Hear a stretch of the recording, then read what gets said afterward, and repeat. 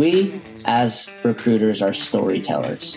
And the best way to tell the story is to have the most information, to be armed to tell the best story that will resonate with either, the target pool of candidates that we're looking for, or the next institution that we're going to work with. Welcome back to Talent Hunters, powered by MRI Network, where each week we talk with the world's top talent strategists and executive recruiters. If you want to build talented teams that drive your company to big goals and big growth, then this podcast is for you. And now, let's join the conversation with today's episode of Talent Hunters. Today we have Branson Jordan, co-managing partner of MRI Spokane, Washington. Branson started in around 2004 with MRI and was an account executive and was shooting to stardom from day one. I mean, he loved this business and he was making placements like crazy. Since then, along with his co-managing partner, Chris Ogren, they purchased the firm around 2022. Is that correct? End of 2021, start of 2022. Yes, correct. Wonderful. Well, welcome, Branson. Congratulations, by the way, on another great year. Thank you, Vince. Appreciate it. Thanks for having me on. I'm excited about this, and we definitely have a history together as we are in the same region and know each other quite well. Yes, we do. Branson, really, I'd like you to tell the audience a little bit about your background and what led you to where you are today within MRI Spokane. Certainly. I guess my story is a funny one and probably similar to most recruiters, is none of us grew up wanting to be a recruiter until we got here, saw the business, and were able to learn from the people that taught us what this business is and showed us a path to be successful in this industry. For me, I was a young guy in college. Had a family by the time I graduated college and was looking for my career move, and was introduced to the previous owners of this company, who were kind enough to take me in, show me the ropes, channel my energy, if you would, towards the right direction and how to be successful in the recruiting industry in general, and kind of brought me into the MRI family. And from there, nearly 20 years ago, I went from just a producing account executive to being able to purchase the firm that I grew up in, and kind of put my own spin on it, along with my partner, Chris, who we've worked together for a number of years, and kind of take it in a different direction from where we started to where we are today. Well, where you are today, what a phenomenal year you guys just wrapped up. I think you finished right around 12th in the world as an office. Branson, you yourself, right around number 8 in the world in managing partners. I mean, it's like you just changed hats and kept moving forward. And I think this is an interesting story because there's a lot of people right now that are taking over existing firms, whether it's family members or people like yourself that have grown up in the business and decided you wanted to own the business. What would have been some of the challenges that you and Chris have had to deal with? Lots of them, Vince, to be really honest. I think one of the benefits that we've had is both myself and Chris, we've ran our own desks. We've built our own businesses within MRI. And I think the challenge is changing from how do you build a desk to build a team to build a practice. And that's really been the focus that we've had. And I think I would say a major challenge would be how to do that all encompassing, because we still run a desk. I still run a desk. I'll never not run a desk. But I also think that gives you some insight to leading by example, if you would, how to do that business and how to teach other people to do this business as well. And the other part of that too, the transition from being a solo producing AE to having a team of people that support you, work with you, that can bring people along to becoming successful in this industry. I think it's very important that we really focus on teaching people how to do this well. And it gets us as a group to where we need to be successful. And that's really what office management is from my perspective. I had a very, very different ownership group as an employee. And one of the challenges was, how do we overcome the turnover, the hard times in the industry, a lot of cultural differences from what people see when they go to work. Chris and I really, really focused when we took over our business to how do we tackle cultural issues? How do we tackle turnover problems, employee challenges, and teach them this business is the challenge that we really faced when we started, and where we're at today. I don't think that challenge ever goes away. It's just how do you get better at doing it? So would you mind sharing a couple of secrets that you're doing differently than when you came in? Secrets. I think it's leading by example would be one of them. Being able to run a desk and manage a team and an office is one of them. My previous owners were just owners and managers. There's positives and negatives to both of that, but I feel like that's a value add to the people that work with and for me. And then really focusing on how to manage people up, not manage people out necessarily, are the two secrets that I would share today. So since you're working a desk, and obviously you're teaching others how to work the desk and so forth, what do you do? I mean, you work in a banking industry. Banking industry can be very, very challenging. Can be. What do you do to earn the trust of banking executives? Demonstrating knowledge of industry by asking a lot of very specific questions. One of the things I love about our industry is that I would say we're information brokers more than anything else.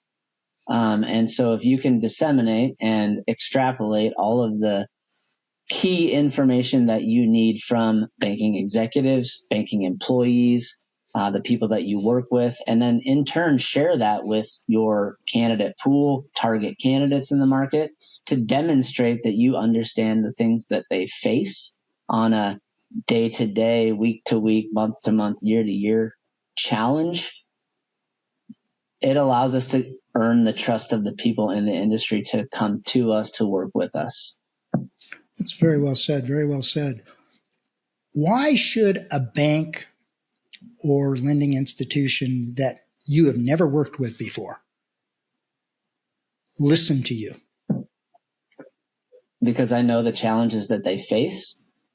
And I also know that each individual institution is different in its own right and faces similar challenges as others, but might be a little bit different. And from a recruiting perspective or a human capital aspect is you have to approach their target candidate pool or market with the story that they need to tell, whatever that story is. We as recruiters are storytellers. And the best way to tell the story is to have the most information, to be armed to tell the best story that will resonate with either, the target pool of candidates that we're looking for or the next institution that we're going to work with. We have to understand the challenges they face and how to solve them in a human capital manner. So it's about asking great questions, listening, and putting that into your story. 100%. Those are the key ingredients. And the better you listen, the better questions you ask, the more information you will get. There, in turn, the better story you're going to tell. Now, you've had a great opportunity, and I say it as an opportunity because it truly is. You were in the business in 2008 when the banking industry decided to not expand. It was tumbling quickly. And yet you survived. You didn't just survive. You used it as a springboard. Certainly. What did you have to do to shift, adjust, and change to be able to, number one, stay alive during that period of time in the business, Number two, use it as a springboard.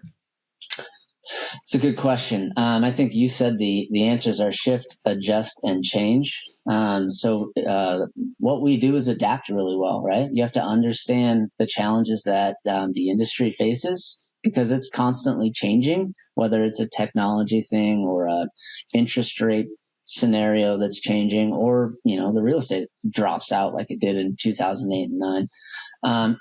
It's understanding what the change and adaptation is to be able to focus on and have the correct conversations with those people that are making these decisions to keep their own businesses alive in that time frame. And even I would say there's some very, very much similarity in the industry today, is to be able to understand those problems, how they need to shift, adapt, and change when it comes to human capital and talent, and go find them the solutions that they need to keep moving forward. Because that's what we all need to do as a business, is keep moving forward. Now, you came in at a time when there was a big adjustment going on between 100% telephone. And since then, technology has just been going through the roof. And I have personally experienced that if we tend to chase technology, we tend to lose traction in what we do best. What's been your experience in dealing with all the new technology, and how do you adapt to using it as a tool and yet staying focused on what works in the business?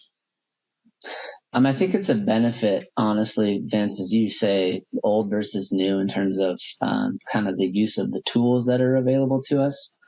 Technology is really interesting in the fact that it allows us to do what we do faster.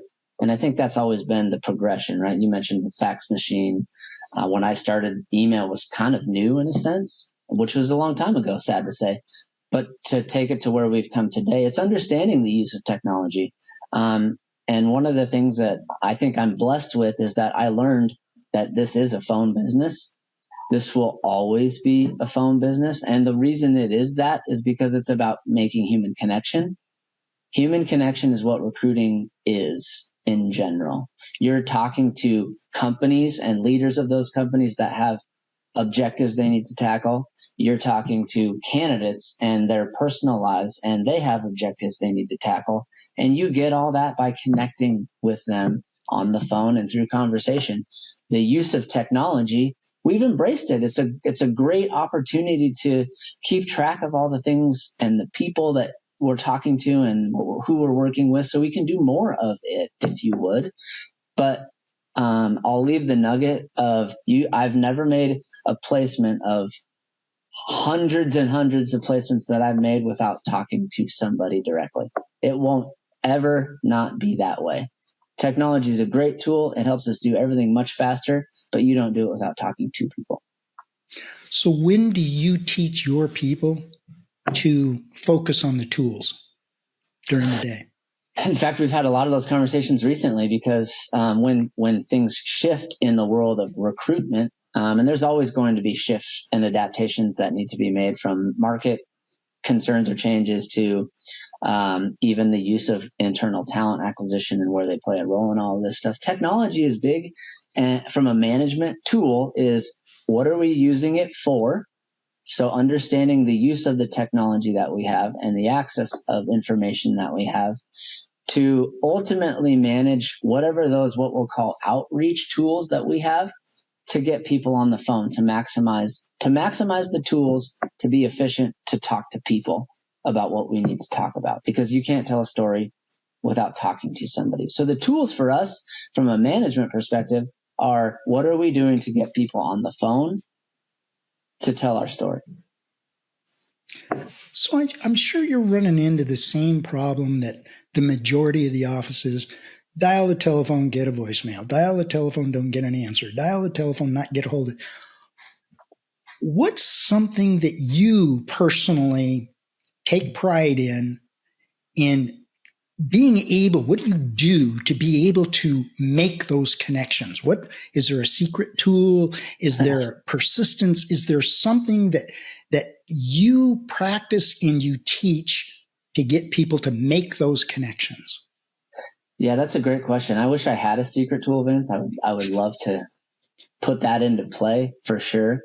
I think it's really about the delivery of the message that you're putting out there, whether it's via a voicemail, whether it's via a LinkedIn message, a text message, an email. I mean, we have all of these capabilities today to reach out to people. But it really comes back to what are we putting in those things, those efforts that we're making to get them to call us back? What are we going to do for them if they do talk to us is the key delivery, in my opinion, to get traction, if you would, to get people to respond to you. And then the key message I deliver to all the people that I work with are, when you have that opportunity that they do A, answer the phone when it does happen, or B, give you the time to talk to them, it has to be really impactful when you make that connection. Because again, we're in a world today where you have hundreds of text messages and hundreds of emails going out. Why do these people want to talk to you? And if you can't convey that in what you're sending to them, you probably can't convey that when you're on the phone with them. Boy, that speaks volumes. It really does. So can you give us, and I'm going to put you on the spot here and I apologize, but the way you said that was so eloquent. Can you give us an example of a voicemail or an email that you would leave that would make you different than all the other headhunters that are calling them? Make them different. You did put me on the spot there, Vince. I think the key is, and I'll give a quick example of what it sounds like for me. And I guess I would say I'm going to fall back on, I've been doing this a very long time. So I have the fortunate situation of most of the people that I know who I am. So they will call me back because it's me. But honestly, it would sound something like this. Vince, hey, I'm reaching out to you today. I've got somebody that I'm currently working with that will move the needle for you and your business. Somebody that is in market, looking to make a change for very specific reasons that will add to your bottom line. You need to talk to them. Please call me back. Very, very simple, very direct. Yeah, only because I'm such an old dog. I love what you just said. I mean, you just capsulated leaving a power grabber. I learned from the old dogs, if you would. I believe at one point in time you were my accountability partner, Vince. So I appreciate you holding my feet to the fire, because I actually did learn some things from the dogs. And now I am one of the dogs. So it's part of the deal. Well, you've done a remarkable job. You really have. Now, tell us a little bit more about your office. I know you're focused on the banking side. What else does MRI Spokane focus on? What do we do? So today, when Chris and I took over, so fortunately I have a business partner with me. We both went through the MRI Next Gen program.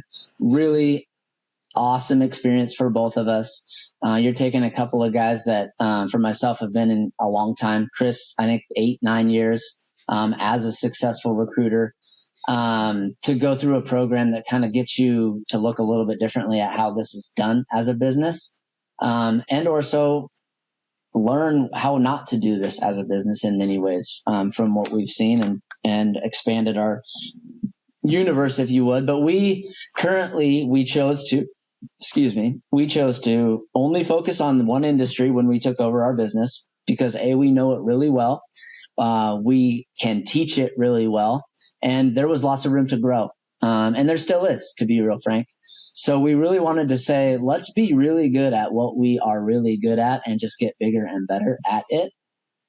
And then what we also did was started another company because that sounded like a good idea within the MRI family, to have diversification under a different name. So while it's nice to fall under one industry, if you would, it's also really smart to any other owners or operators out there to diversify and focus on other industries as well. And we chose to go into the world of construction, which we knew already and knew people that were in that space. So we kind of started going down that route. And it also gave us an opportunity to start a company that was fully remote, which we've embraced, and we love that. That those opportunities are out there with some of the things that happened during COVID and where technology's taken us. There's some definitely pros and some definitely cons tied to those scenarios. But our office today here in MR Spokane is 12 people that are out forward client and recruiting. We really focus on, it's a team. We're all in the one boat rowing the same direction. We are really tackling like specific geographies as we continue to grow across the country.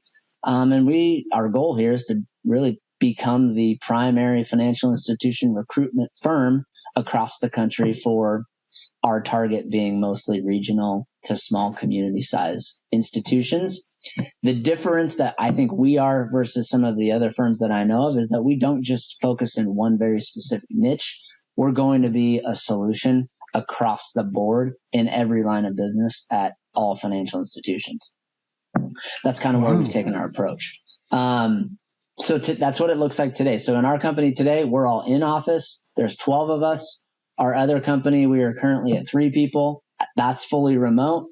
We plan to continue to grow that. We, in fact, this week made 2 offers to new candidates, one here and one in the other company, and we're going to continue to hire and grow. Continue to hire takes us down another avenue. Certainly does. What are you looking for? And you talked about one of the things that you wanted to, you'll never eliminate it, but you wanted to try and diminish is the amount of turnover. So when you're looking for new people to come to work for you, what do you and Chris look for first? We have kind of a core value proposition that we put out between the 2 of us, and then to the team, and then obviously to new people. But it's really about intelligence is one of them. We've found in the years that we've done this business, there's 3 things that really matter. It's intelligence, resilience, and emotional aptitude. Hard things to gauge or manage. We have some things that we do from a testing perspective and an interview perspective that we look for in those people. And the reasons that we do that are, we know what this business looks like. We know how hard it can be, what kind of emotional and intestinal fortitude you must have to succeed in this business. Those are kind of the core values that we look for when we talk to people. We also have really brought, particularly when we're hiring here for MR, we bring the entire team in to interview. So they'll interview with us. We have them interview with the entire team. And if the entire team sees any red flags or has any concerns, we address them together. And then we don't move forward if there are too many red flags or concerns or any things along those lines.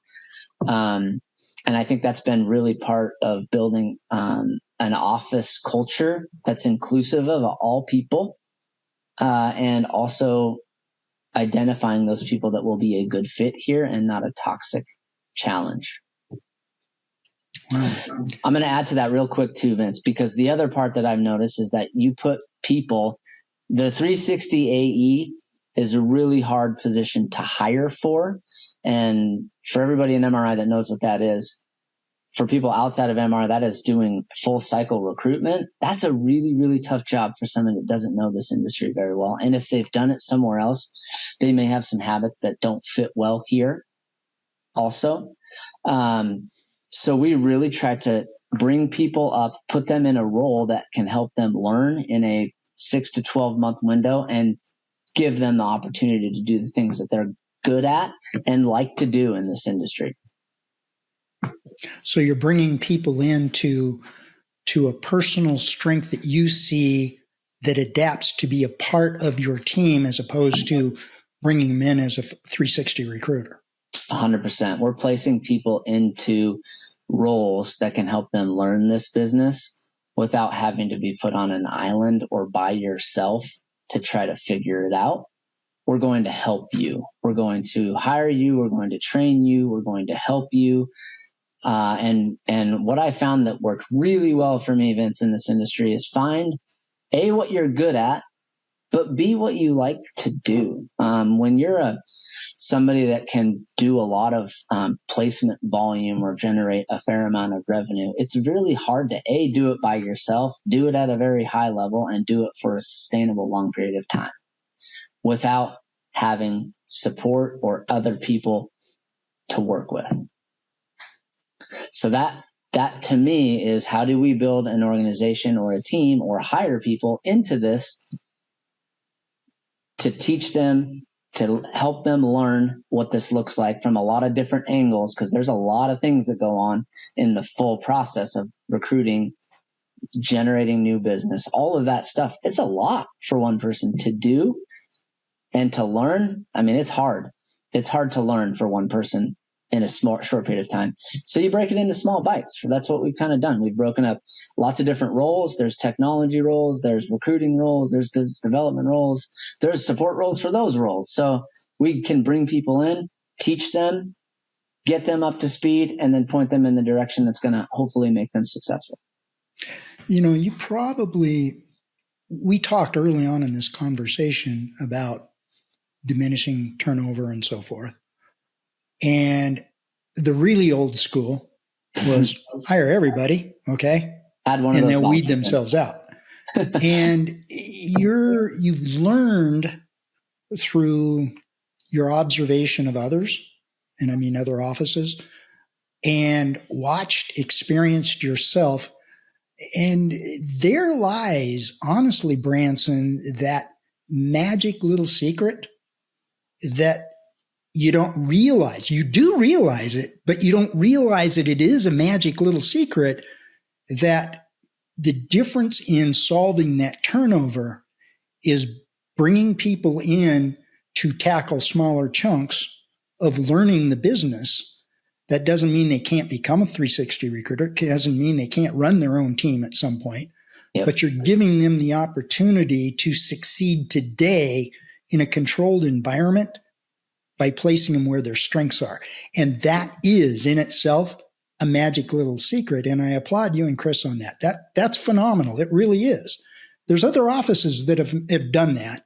Mm-hmm. But for you, 2 years into ownership, to not only be able to keep your head above water through the change, because it is a challenge. I mean, it is. Look, it's no small task. It is a major, major task.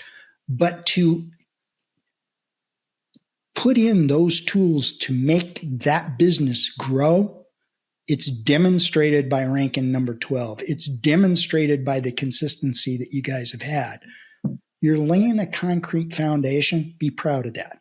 Recognize it. Be proud of it, because that's something that is evolutionary within the MRI system. And I know you've learned a lot of that through Next Gen. You've learned a lot of that through the discussions you've had with your peers and so forth. It's one thing to learn it. It's another thing to implement it. And I applaud you on that. I really do. Oh, thank you. I appreciate that. It's been a journey. There's no doubt about that. But it's been a lot of fun too. I think part of this business is, we talk about human connection and helping other companies grow. And the conversation's always been, it's really hard to recruit other recruiters, and our, focus on ourselves as not only hiring managers, but building businesses and doing things along those lines. And I came from the old school Vince mentality of hire 10, keep 2. As long as we're making money, they're making money for us, kind of a mentality. And it worked, right? That worked for those folks, and it worked for many of the offices in the network. It didn't work for me. I mean, I one of the challenges that I really face is this business is to see over the 10, 20 years I've been here is I don't know half the people that were even here, couldn't remember, and hundreds of people walking in and out of the door. It's really a sad situation that I hated for this. And one of the things Chris and I really sat down and were like, we got to figure this out, because it's a reputational problem for the industry, one, and too for us. And that's how I build my business, is on my reputation. So it certainly can't be in terms of how we hire and treat people, our method to go to market with that team. All of that stuff is really, really important. And you need to be thoughtful about that, I think. And thankful to be honestly part of the MRI family. And many of those conversations we've had, we've learned everything that we've currently implemented from other people, made tweaks here and there, and have, continued to grow and build and formulate what works and what doesn't work. Believe me, there's no lack of trying in different things and processes that we have done. But in the end, we keep learning, we keep adapting, similar to everything else. But one of my goals for myself and with Chris and with our office is to build something for people where people love to come to work. People want to do this business. Like, I have huge passion for what we do. And there's not a lot of people in this industry that I think share that, because it's hard. And this can do, Chris and I share this, is this can change your life, this business. And I know you say it's a gift. It's completely true that this business can take you from who you are today to where you want to be, whatever that is, if you put effort, time into it. And add one word: respect. A lot of respect, because it will beat you up every time. Right on. I have one final question for you, Branson, because clearly you and Chris put a tremendous amount of time and effort into this business. It's not a job. It's really become your passion to drive and build, as is Chris's. What do you like to do to clear the brain and unwind? Oh, Vince, we share this actually. So for myself, I'm an athletic person. I grew up playing sports, both stick and ball. I grew up racing motorcycles or dirt bikes when I was a kid. And today my passion is, I have a 15-year-old stepson who shared my love for motocross. And this is 4 years ago, I bought him a dirt bike and bought myself another one because I hadn't ridden in 15 years. And I started racing again as a 44-year-old man. Or I'm currently 44. So in my 40s, started racing again, and that's where we spend our time. We ride 2-3 times a week when the weather allows. We're at the track once a week at least, and race weekends. We'll travel around the area and go to the different local tracks and race. And man, I can't tell you, it literally just takes me to where I want to be. It's my happy place. It's cleanse the brain, doesn't it? Sending that bad boy 75 feet over a triple, that's where I'm at. It makes me happy. I'm living on the edge there. I love that. Well, Branson, I want to thank you very, very much for taking the time today. I know you're a busy guy. This, I have to tell you, has been one of the greatest pleasures I've had in talking to somebody that I've known since they were a baby in the business.